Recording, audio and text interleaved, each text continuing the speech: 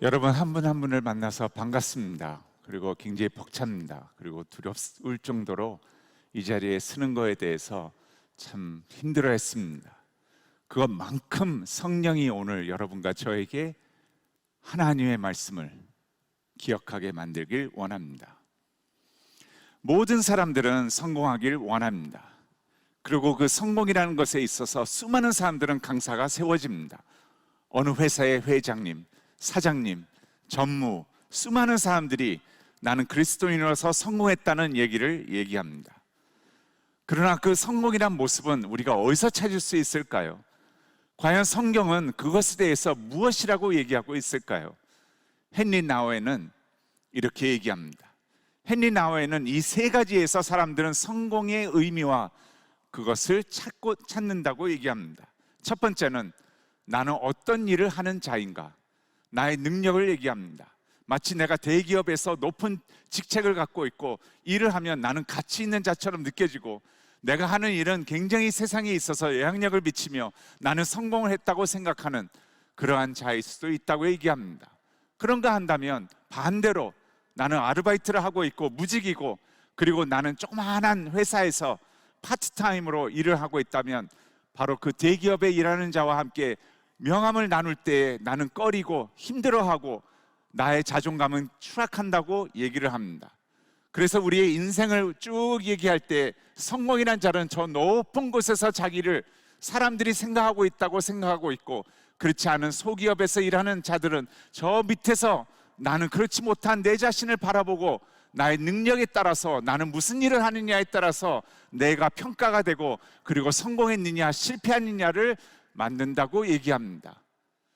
그것뿐만이 아니라 첫 번째는 나의 능력, 무슨 일을 하느냐라고 한다면 두 번째는 다른 사람들이 나를 뭐라고 하는가, 나를 어떻게 바라보고 있는가.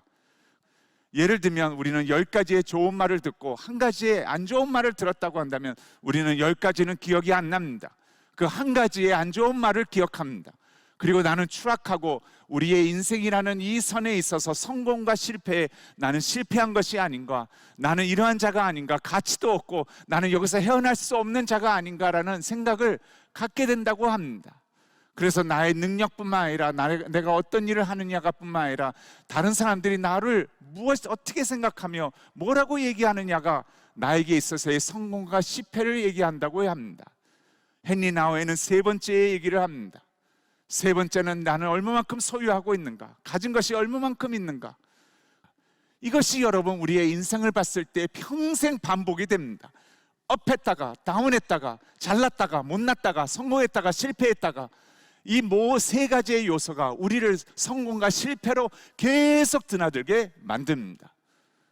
그런 가운데에서 인생은 짧다고 얘기합니다. 여러분 보세요. 한 인생이 태어나서 100살까지 산다고 한다면 우리가 일하는 기간은 빠르면 대학교 졸업 때부터 70대까지입니다. 그렇다면 3, 40년입니다. 그 3, 40년의 업앤다운을 가지고 나는 계속 성공했고 실패했다고 우리 자신에게 계속 얘기를 하고 있습니다. 주입을 하고 있고 그것에 나는 끌려서 내 자신이 부끄러움을 갖고 좌절하고 우울하고 헤어나지를 못하는 그러한 자신을 보게 됩니다. 3, 40년은 너무나도 짧은 인생입니다. 나이가 드신 어르신에게 금방 물어보세요. 인생이 짧다고 생각하십니까? 하면 그들은 얘기합니다. 순식간에 지나간다고. 그리고 그 인생이 죽은 후에는 이 싸움은 끝나게 됩니다. 그리고 아무도 기억을 못합니다. 성경은 이것을 너희는 속은 것이라, 이것은 거짓이라, 이것은 사단의 괴리라고 얘기하고 있습니다. 예수 그리스도는 그 모든 것은 거짓이라고, 그래서 너희가 진리를 알 테니 그 진리가 너희를 이것에서 자유함을 줄 것이라고 얘기합니다.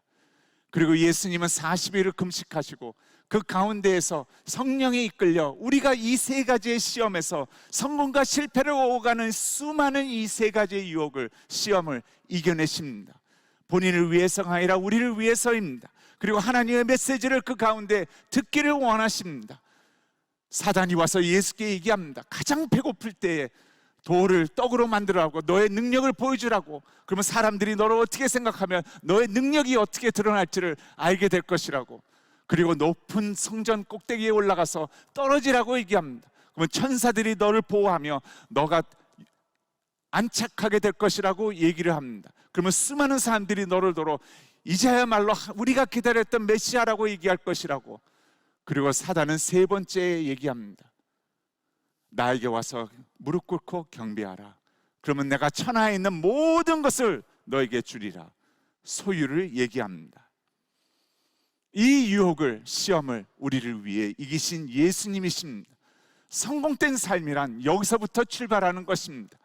Who am I? 나는 누구인가? 내 자신의 정체성을 그리스도 안에서 발견을 하고 그 정체성을 가지고 주님 앞에 살아갈 때, 그래서 그 가운데 기쁨이나 슬픔이나 어려움이나 고난이나 역경이나 수많은 모든 것에 하나님이 함께 하시고 그 하나님이 나와 함께 하시는 그것을 함께 누리게 되었을 때 우리는 그것이 성공이라고 얘기하는 것입니다.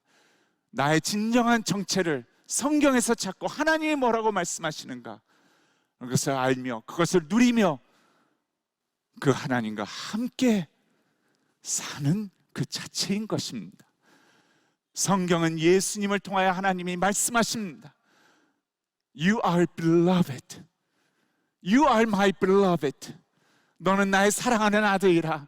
너는 나의 사랑하는 딸이라. 내가 너로 인해 기뻐하노라. 여러분, 이 사랑을 알면 할수록 우리는 이 세상에 완벽하지 못한 사랑을 알게 되며, 완벽하신 이 하나님의 사랑을 알면 할수록 그 사랑이 차고 넘쳐 그 은혜의 삶은 감사와 그리고 타인들을 사랑할 수 있는 삶을 살 수 있게 만드는 것입니다. 그래서 주님과 함께 새로운 삶을 살게 되는 것이고, 이것이 바로 성공된 삶인 것입니다.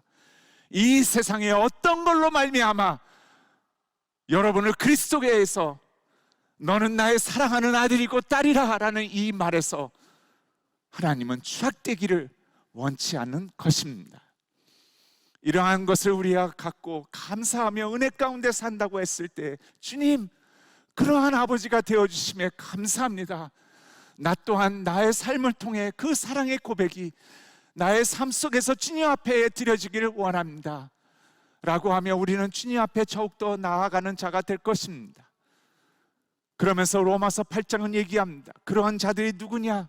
바로 영을 쫓는 자라고 얘기합니다. 세상의 소리를 듣는 자가 아니라 바로 하나님이 나를 어떻게 보시며 하나님이 나와 어떠한 삶을 누리기를 원하시는지를 보며 그 영을 쫓는 자라고 얘기합니다.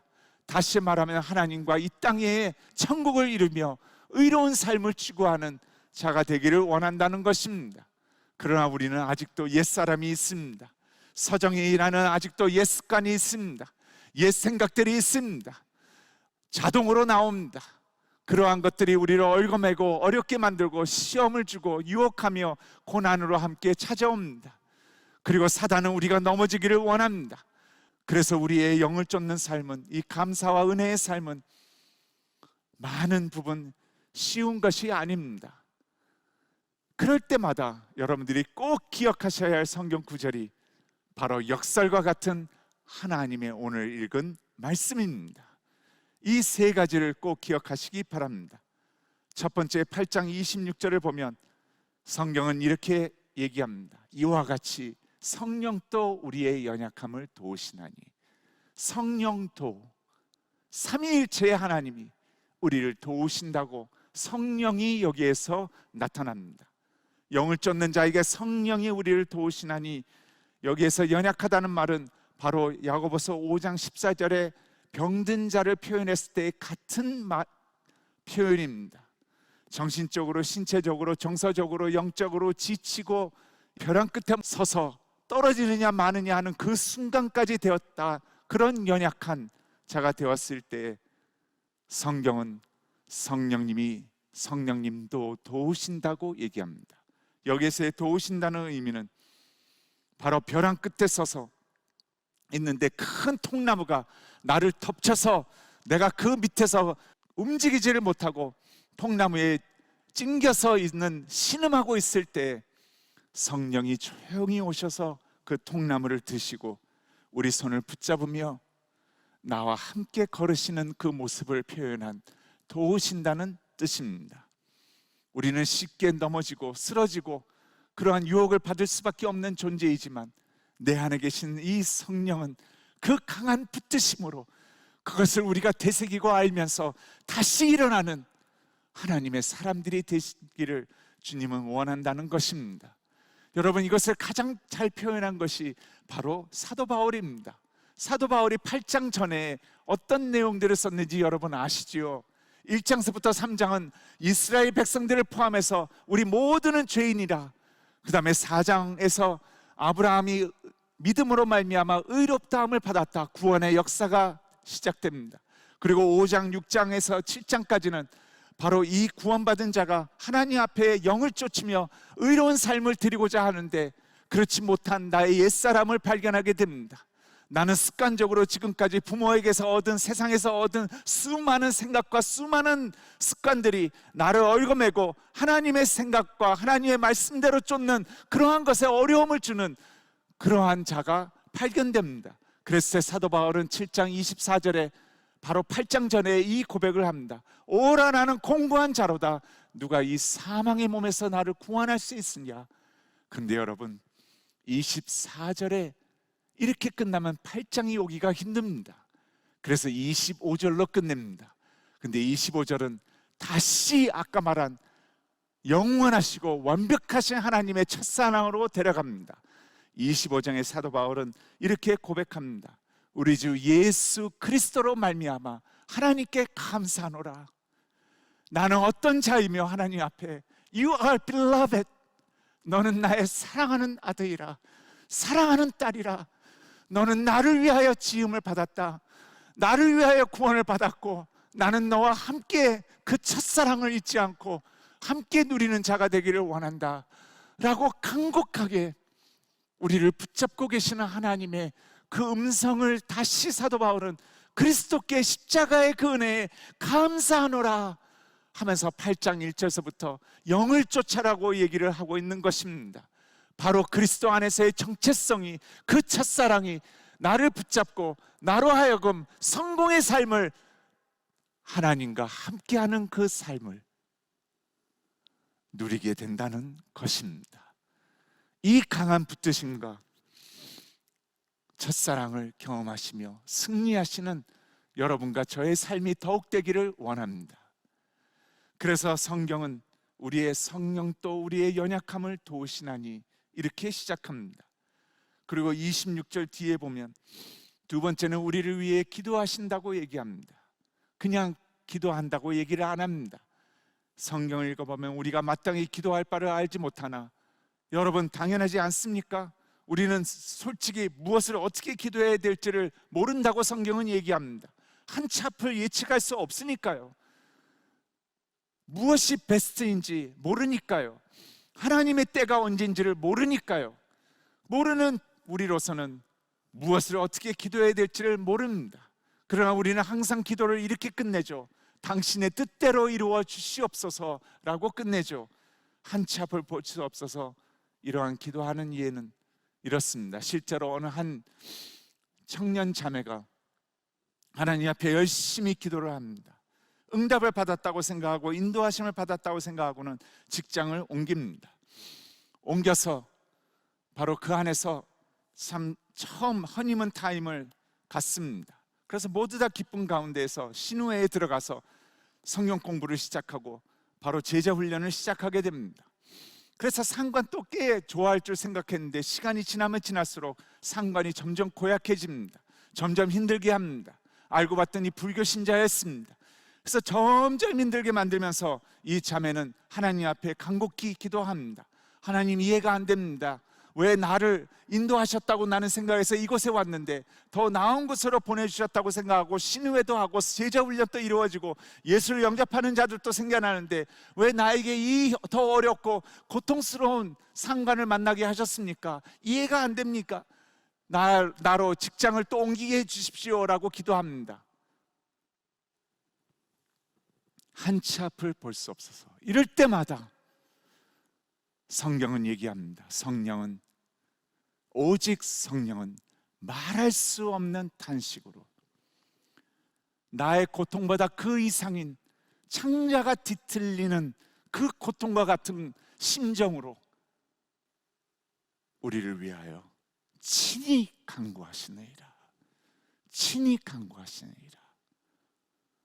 성령은 우리를 위하여 함께 하시는 것뿐만 아니라 그 고통을 아시고 그보다 더 아픔을 신음하는 가운데 아버지 기도를 들어주시옵소서 라고 한다는 것입니다.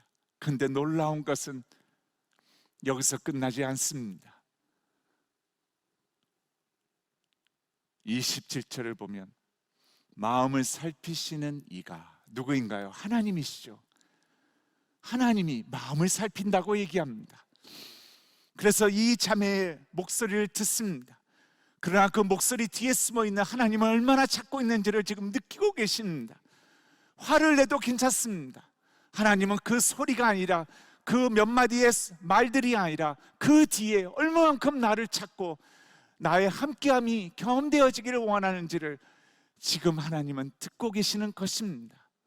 다윗이 얘기하는 것처럼 아버지, 나의 원수들이 나를 에워싸고 있는데 당신의 도움은 어디서 옵니까? 왜 나를 지금 부인하십니까? 왜 나에게 멀리 계십니까? 바로 그러한 것입니다. 우리가 하나님 앞에서 의롭게 살고 영을 쫓는 자로서 성공된 삶을 주님과 함께 누리기를 원하지만 지치고 힘들 때마다 그 신음소리에 주님은 오셔서 나는 너를 창조했고 너를 너무나도 잘 안다. 나는 너를 사랑하는 하나님이라. 그리고 너는 어떠한 모습이라도 나는 너로 인해 기뻐하는 하나님이라 하면서 눈물을 닦아주시고, 하나님은 그 기도를 들어주시는 것으로 끝나는 것이 아니라 마음을 살피시는 이는 우리의 마음만 살피시는 게 아니라 그 뒤에 나옵니다. 마음을 살피시는 이가 성령의 생각을 아시나니 이는 성령이 아버지의 뜻대로 성도를 위하여 간구하심이니라. 아버지의 뜻대로 간구하고 있는 그것을 우리를 위하여 하나님께 기도하고 있다는 것입니다. 다시 말하면 아까 그 자매 청년을 얘기할 때 자매는 계속 하나님 힘듭니다. 지쳤습니다. 옮겨주시옵소서. 왜 이렇게 더 고약한 상관을 만나게 하셨습니까? 이렇게 기도할 수는 있어도 예측할 수 없기 때문에, 그러나 하나님은 그 마음을 알고 성령과 함께 기도하면서 성령의 소리를 듣습니다. 아버지의 뜻대로 성령이 이렇게 얘기하는 듯합니다. 아버지 아시지 않습니까? 이 자매의 말 지금 헛소리입니다. 너무 힘들어서 하는 소리입니다. 너무 지쳐서 하는 소리입니다. 이 자매 듣지 마세요. 당신이 알지 않습니까? 당신이 허락해서 온 거 아닙니까? 당신이 원하는 것은 이전에 이 자매가 아니라 이후의 자매를 만드시기 위하여 이것보다 더 고귀한 상관을 만나도 그리스도의 사랑과 그 자를 품을 수 있는 인격을 만들기 위해서 하나님은 당신을 인내하기를 원하지 않습니까? 더 오래 참기를 원하지 않습니까? 그래서 사랑장이 더 이 자매의 가슴 속에 인격적으로 그리스도로 인해 이루어지기를 원하지 않습니까? 그래서 이 고약한 상관뿐만 아니라 수많은 자들도 더 주님의 사랑으로 품을 수 있는 그러한 인격체로 만들기를 원해서 이렇게 허락하신 게 아닙니까? 그러니 이 자매의 말을 듣지 마시고 내 말을 들으십시오 라고 성령이 기도한다는 것입니다. 그리고 어쩌면 성령이 웃으면서 이 말을 했는지도 모릅니다. 아버지, 그리고 이 자매가 그 응답이 되었을 때 상관이 떠날 거라는 것은 이 자매가 모르잖아요. 우리의 연약함을 도우시며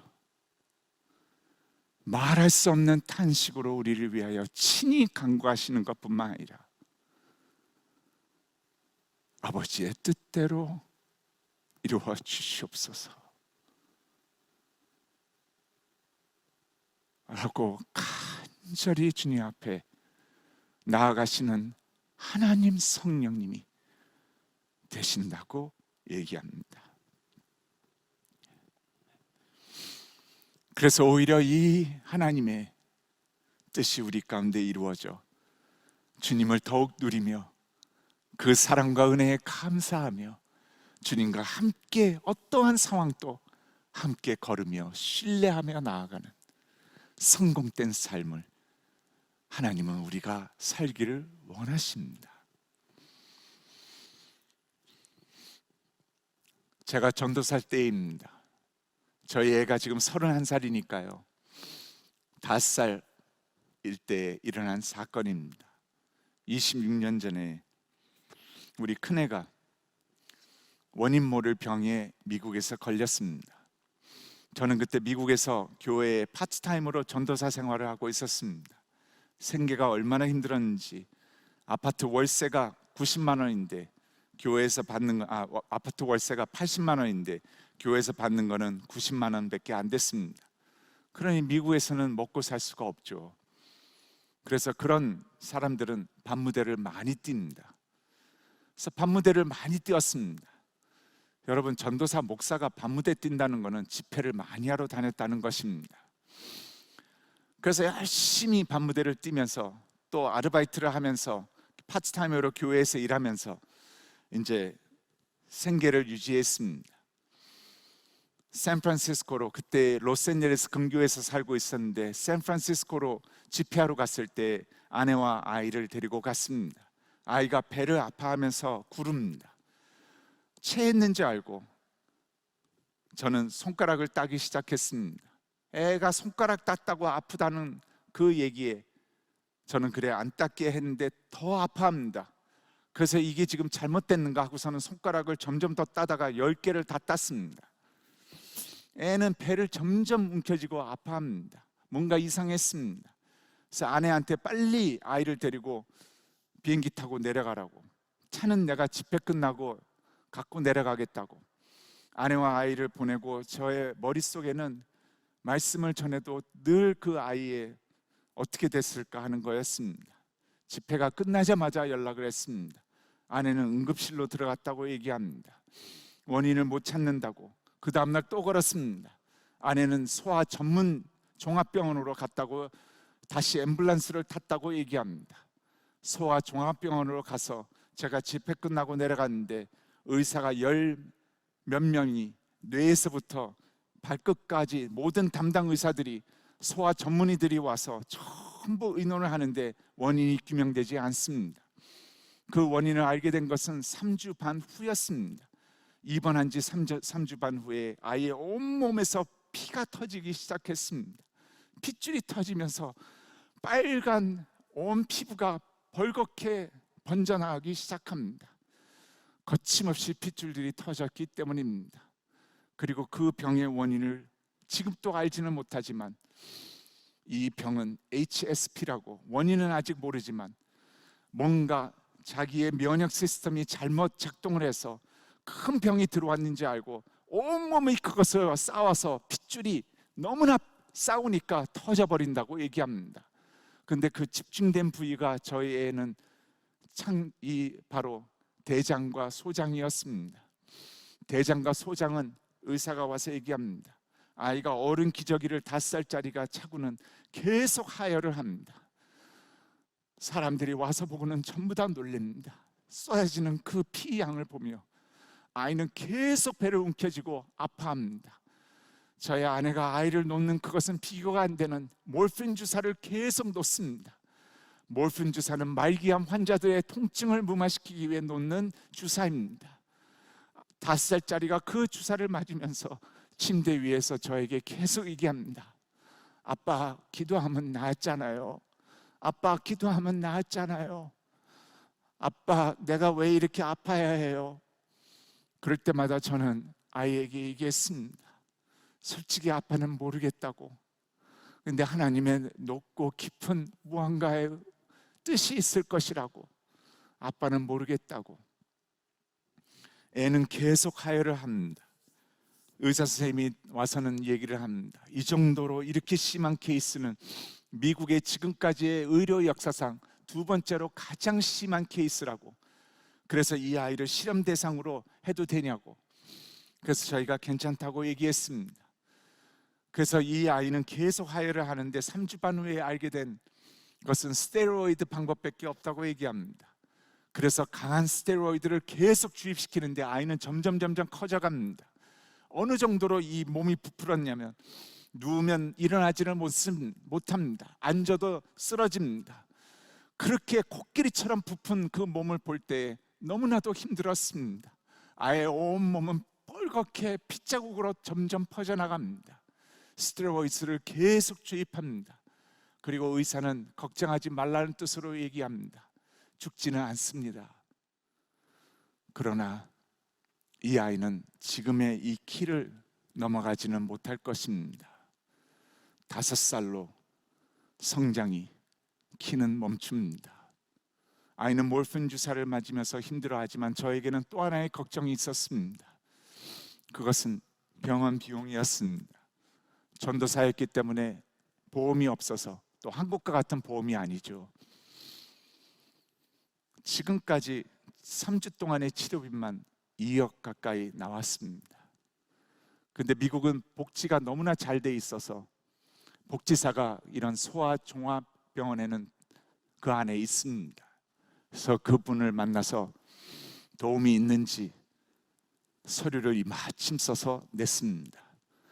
면접을 하는데 그 사람이 저를 부릅니다. 서장인 전도사님, 네, 본인이 얘기합니다. 당신같이 이렇게 정직한 서류는 굉장히 드물다고. 근데 정부 혜택을 줄 수가 없다고 이렇게 얘기합니다. 이게 사각지대에 있는 거라고. 미국에서는 기본으로 사람이 한 집, 한 차는 허락이 된다고, 정부 혜택이. 그런데 한 집, 그게 월세건 자기 집이건, 한 차, 그게 벤츠건 똥차건 한 대 하나씩이면 된다고. 근데 당신은 똥차 2대 그리고 아파트 월세 살고 있지 않냐고. 그 똥차 2개가 문제라고. 15년 이상 된 똥차 2대, 한 대 벤츠면 되는데 2대는 안 된다고. 근데 이렇게 솔직하게 쓴 서류는 보기 드물다고. 나 필리핀 사람이라고, 그리고 캐톨릭 신자라고, 내가 눈값을 줄 테니까 차 한 대 명의를 형님 명의로 바꿔놓고 와서 서류를 다시 고쳐서 제출하면 혜택을 받을 수 있게 해주겠다고. 잠시 고개를 숙였습니다.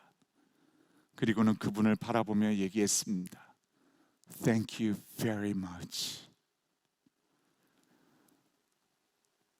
그러나 나의 하나님은 그런 하나님이 아니십니다. 너무 고맙지만 나는 그렇게는 할 수가 없습니다. 그 방에서 나오는데 앞이 깜깜했습니다. 평생 갚아도 갚을 수 없는 금액이었습니다. 그리고 이 아이가 2번째로 가장 심한 케이스이기 때문에 재발 확률은 99%이고 재발이 되면 지금보다 더 심하다고 의사는 몇 번을 얘기했는지 모릅니다. 그래서 아이의 손을 붙잡고 계속 기도하면서 제 마음속에는 재정적으로 해결하지 못하는 그 모습에 너무나도 힘들었습니다. 그래서 저희 둘이 껴안고 기도하면서, 기도하는 모습을 보았는지 어떤 여성이 왔다 갔다 병실을 보면서 다시 들어옵니다. 왜 그러시냐고 모든 걸 다 얘기했습니다. 이 여인이 얘기합니다. 아이의 병 도표를 보더니 이 아이는 장애로 들어갈 수 있을 것 같습니다. 왜냐하면 미국은 소아 아이들이 이 재발 확률이 이렇게 높은 것은 재발될 가능성이 거의 다기 때문에 장애로 등록을 시킵니다. 그리고 이 아이의 병은 13살 이후에는 더 이상 재발을 안 합니다. 근데 5살이기 때문에 장애인을 위한 또 복지가 있으니까 서류를 또 내라고 합니다. 본인이 그 담당자라고 합니다. 서류를 또 이마침 써서 냈습니다. 그랬더니 결국에는 서류를 다 보더니 너무나 잘 분명하게 쓰셨군요. 근데 이것은 올릴 수가 없습니다라고 얘기합니다. 그 이유는 이 장애들을 위해서 하는 의사들은 따로 있고 따로 정부하고 등록되어 있는 의사들인데 당신은 그 의사들을 지금 쓰지 않았다고. 그래서 제가 얘기했습니다. 우리가 처음부터 원인 규명도 안 됐고 지금부터 하겠다고. 근데 그 전에는 몰랐다고. 그런 의사가 있는 것인지도 몰랐고, 그리고 원인 규명이 안 됐기 때문에 이 병원에 있는 전문의들이 다 이 아이를 살펴봤다고. 그래도 안 된다고. 그 의사들이 안 했기 때문에 안 된다고. 그때 제가 제발 그러면서 얘기했습니다. 제발 저의 말을 들어주세요. 그냥 제출만 해 주십시오. 나는 기도하겠습니다. 당신 알지 않냐고. 미국이 얼마나 원칙적이고 책대로 하는지, 룰대로 하는 거라 아는 사람이 아닙니다. 제가 기도하겠습니다. 거절하면 괜찮습니다. 그냥 제출만 해 주십시오. 6단계로 올라가서 마지막 15명의 간호사 의사들이 결정을 한다고 얘기합니다. 한 달이 걸렸습니다. 매일매일 하나님 앞에 매달렸습니다. 매일매일 매달리면서 전화를 했습니다. 한 달 좀 지났을까요? 전화를 했는데 정부에서 당신이 지금까지 있었던 그 모든 내용을 그대로 쓴 것을 이 15명 모두 다가 허락을 했습니다. 아이의 병원 비용이 다 해결됐습니다. 몇 년 후에 의사를 찾아갔습니다. 의사가 깜짝 놀랍니다. 그 이유는 애가 성장했기 때문입니다. 여러분, 지금 180이 넘었습니다. 키가 180이 넘었고 건강하고 하나님을 사랑하는 그 아이가 되었습니다. 오늘 또 저랑 통화하며 하나님 앞에 하나님을 모시고 사는 이 기쁨이 무엇인지를 같이 나눴고, 오늘 이 집회의 시간을 위해 아이는 새벽에 일어나서 기도해 주겠다고 얘기를 합니다. 하나님의 사랑하는 자녀로 함께 그 하나님의 기쁨을 누리며 어려움이나 기쁨이나 슬픔이나 힘겨움이나 그 모든 것에 하나님이 되시기를 원하시는,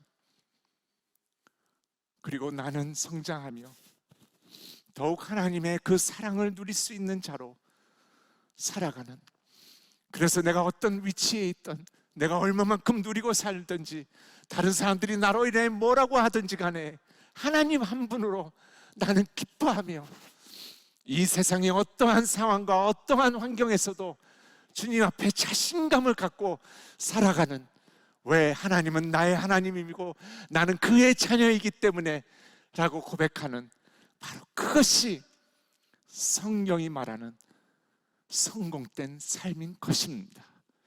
꼭 기억하시기 바랍니다. 이러한 영을 쫓는 의로운 삶을 우리가 추구할 때, 우리에게 어려움과 역경이 찾아올 때마다 우리의 연약함을 도우시며 우리를 위하여 기도하시는 것뿐만 아니라 우리의 뜻이 엇나갔다 잘못됐다 하더라도 아버지의 뜻대로 그것을 이루시는 하나님이라는 것입니다. 그래서 읽지는 않았지만 그 다음 구절이 이렇게 나오죠. 우리가 알거니와 하나님을 사랑하는 자 곧 그의 뜻대로 부르심을 받은 자들에게는 모든 것이 합력하여 선을 이루니라. 그리고 누가 이 그리스도의 사랑에서 끊을 수가 있는가? 너는 나의 사랑하는 아들이라. 그 사랑에서 끊을 수 없다고 얘기하고 있습니다. 이 성공된 삶을 누리시며 자신감을 갖고 천국 백성으로 이 세상을 승리하시는 여러분과 저가 더욱 되기를 원합니다.